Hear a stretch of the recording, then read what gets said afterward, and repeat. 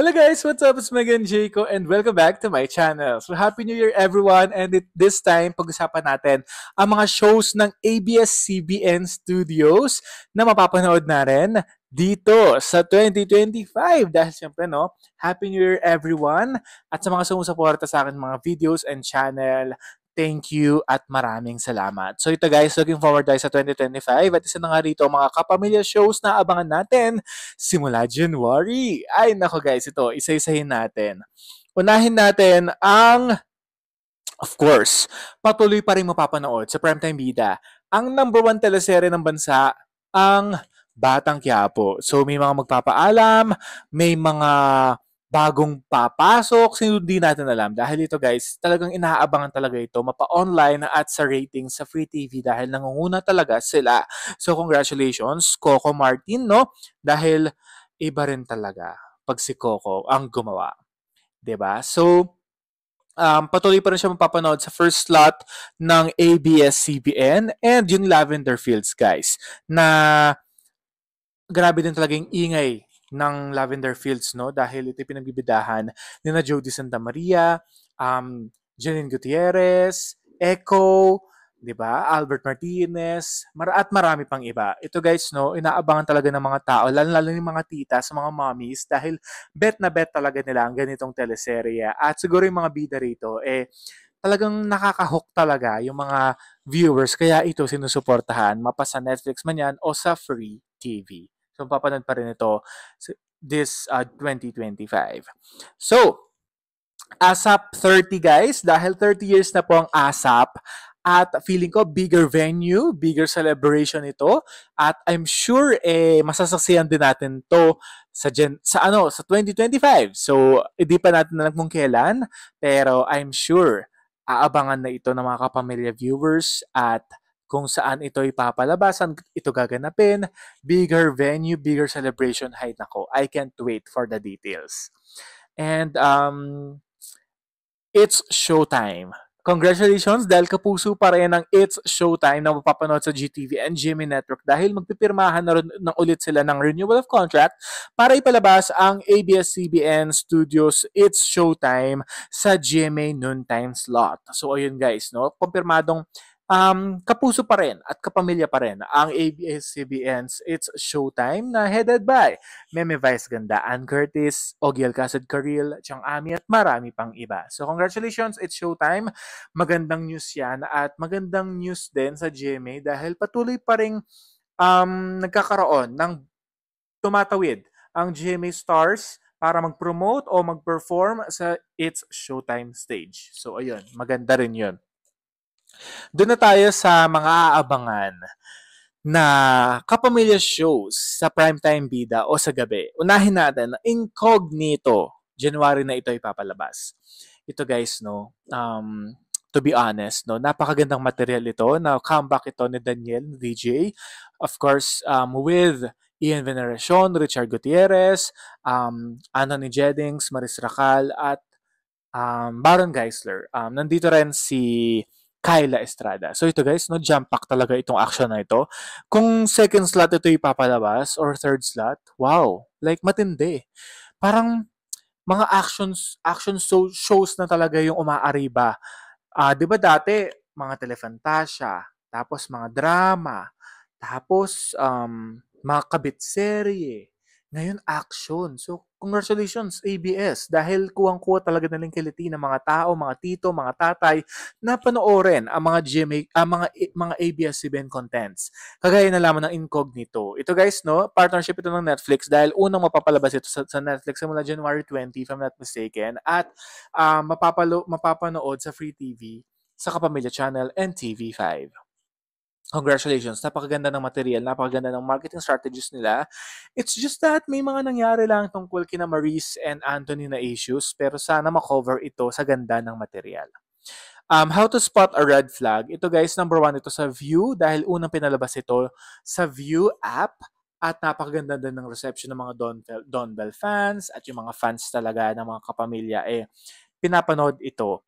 Kaya naman, it's time na mapalabas ito sa Free TV na siyempre, pangungunahan nito ni Bel Mariana and Donnie Pangilinan, How to Spot a Red Flag. Yan, mapapanood na rin natin yan sa Free TV. Congrats! Nobody! Ito ay pagbibidahan ni Gerald Anderson. Parang nakapulis ata siya, no? If I'm not mistaken. Napakagandang role dahil syempre, no? In-offer sa kanya to at nag-yes siya. Ibig sabihin, maganda dahil comeback niya rin ito. Jessie Menjolas, comeback serye niya rin ito. So, RK Bhagat Singh. Ayun. So, ito guys, feeling ko action din ito guys dahil police eh. Tsaka Gerald Anderson is such an action actor din siya eh. So, feeling ko guys, may ganong action drama din ito na mapapalabas this 2025. Sino excited na dito sa Nobody? Ayan, di ba? Taas ang kamay. It's okay to not be okay. Ito guys, Korean adaptation nito na pagbibida ni Carlo Aquino, Joshua Garcia at pagbabalik primetime bida na si Ann Curtis. So ito guys, talagang naglaan talaga ng panahon nitong si Ann para kaya nga hindi siya pala absent siya sa It's Showtime at palagi siyang wala doon last year dahil dito sa taping niya dito. At meron din kasi siyang ginagawang pelikula at some point. So very busy talaga si Ate Ann. Kaya naman ito guys, it's time na mapalabas na ang It's Okay to Not to Be Okay dahil I'm sure talagang worth it ito at aabangan ito dahil first ever Korean adaptation ito ni Ann Curtis na dahil 'di ba she's fan of Goblin, she's fan of Descendants of the Sun. Nauna pang nagkaroon ng remake itong si Jasmine Curtis kaya medyo nainggit siya pero ito guys, lead role at perfect timing at yung ang tawag dito, yung rapport ni na Joshua and Ann, iba ha, ibang klase din ha. Like, bagay din pala sila. Kasi pinalabas ito sa ABS-CBN Christmas Special sa Araneta Coliseum, right? Kaya naman, mapapanood na rin natin ito this year. Ano ba yun? Puro ako next year. Parang may kailangan akong balikan. Wow. What Lies Beneath? Ito guys, it's a drama show na labanan ito ng mga finest actresses in their generation. Julia Barreto, wow, ang galing. Janela Salvador, oh my God, diba? Oh my G. Bella Padilla, what? What? Diba ang galing ni Bella? So, and Charlie Dizon, na best actress din siya. With Jake Cuenca and JM De Guzman.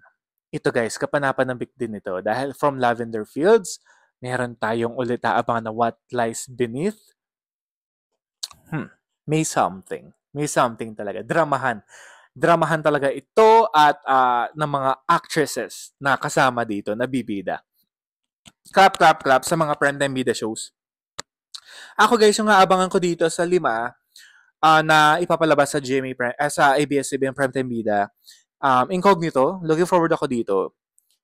It's Okay, tsaka yung What Lies Beneath. Like yung tatlong ito, wow, parang may something. Ayun, parang kapanapanabik siya for me. Ayan. Kasi mga comeback nila ito, 'di ba? So usually kasi nung nagsara kasi yung franchise, wala nang franchise ng ABS, parang kumonti kasi yung mga gumagawa ng mga teleserye sa kanilang mga actress or actors, 'di ba? So ito na guys, weekly shows ng ABS-CBN. We have Time to Dance, ABS-CBN Studios with Nathan Studios. Ang Nathan Studios kasi ito'y owned by actress Miss Sylvia Sanchez. Kaya naman ang co-host dito ni Robbie Domingo ay ang anak niya na si Jella Atayde na napakagaling din naman talagang humataw at sumayaw. Kaya deserve niya. Ito guys, Time to Dance, it's a dance show na syempre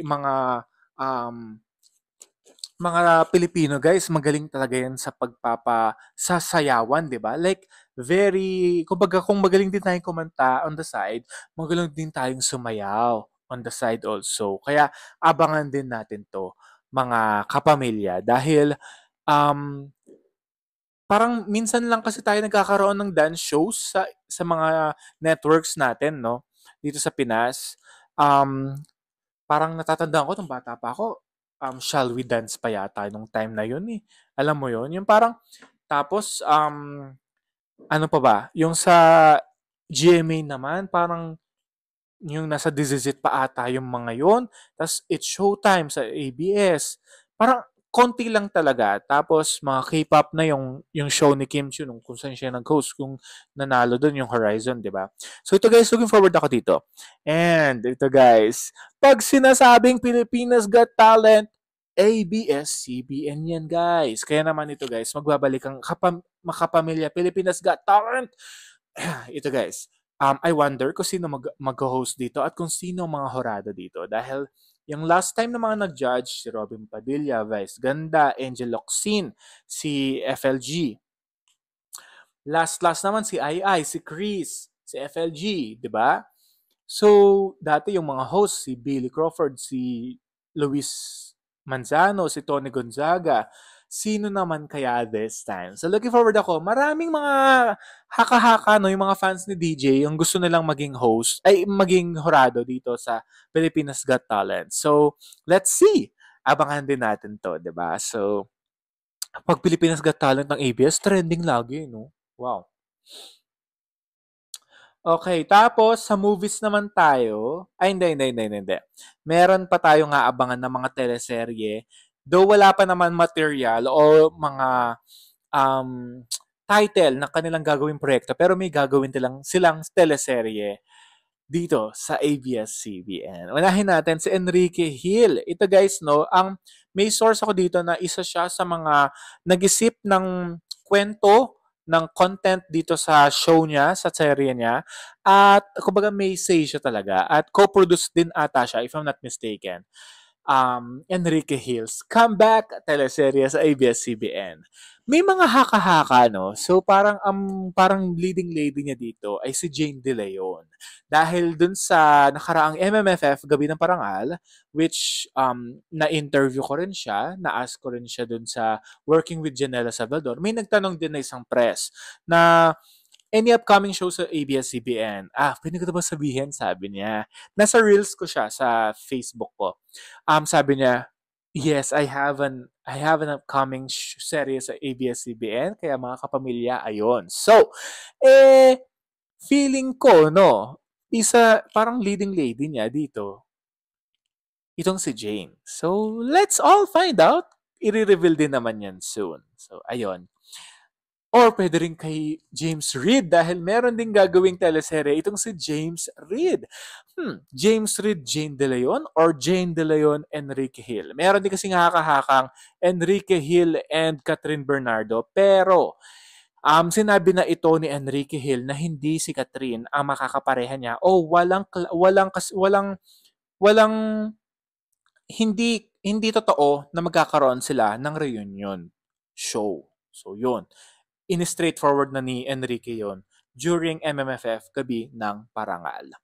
Of course, may pagsasamahan si na Zanja Marudo and Lovie Po, which is napakaganda rin ng team up nila dun sa I Want TV movie nila, Malaya. Ayun. So, maganda rin yun guys kung meron silang bagong serye ni Lovie Po and Zanjo Marudo. For me,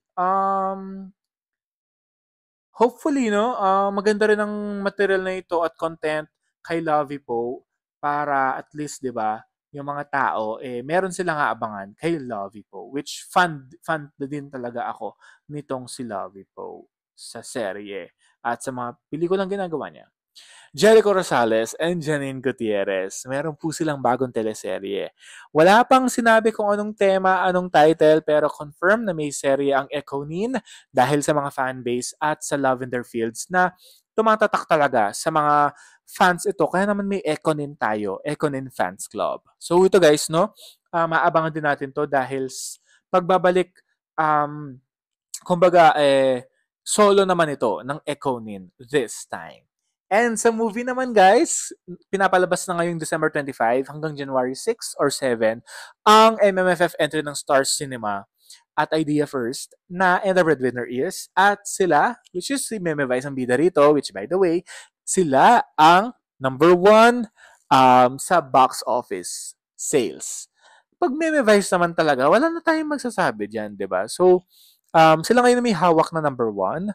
At wala pang numbers kung magkano yung kinita ngayon ng And the Breadwinner Is, pero sila pa rin ang namamayagpag sa numero 1 Sa February naman guys, meron tayong abangan sa Kim Pao fans.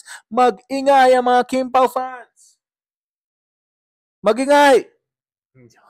Ayan. Magingay kayo guys. Dahil alam kong maraming mga Kim Pao fans out there, ang inaabangan na itong My Love Will Make You Disappear is starring Kim Chu and Paolo Avellino. So ito guys, pinalabas na ang teaser. Teaser pa lang yon sa ABS-CBN Christmas Special. At sa premiere night or pag pinapalabas ang And the Breadwinner is My Love Will Make You Disappear. Ito yung malaki drama na love story na may fantasy ng very, very light. At looking forward ako dito na pakiligin tayo ng nina Kim Chu at Paolo Avellino. Ito naman guys, mahilig o magaling din kasi ang ABS-CBN sa mga shows at concerts. Talagang wow, wala akong masabi dyan. Kaya meron silang, this 2025, meron po silang campus tour ng Star Pop.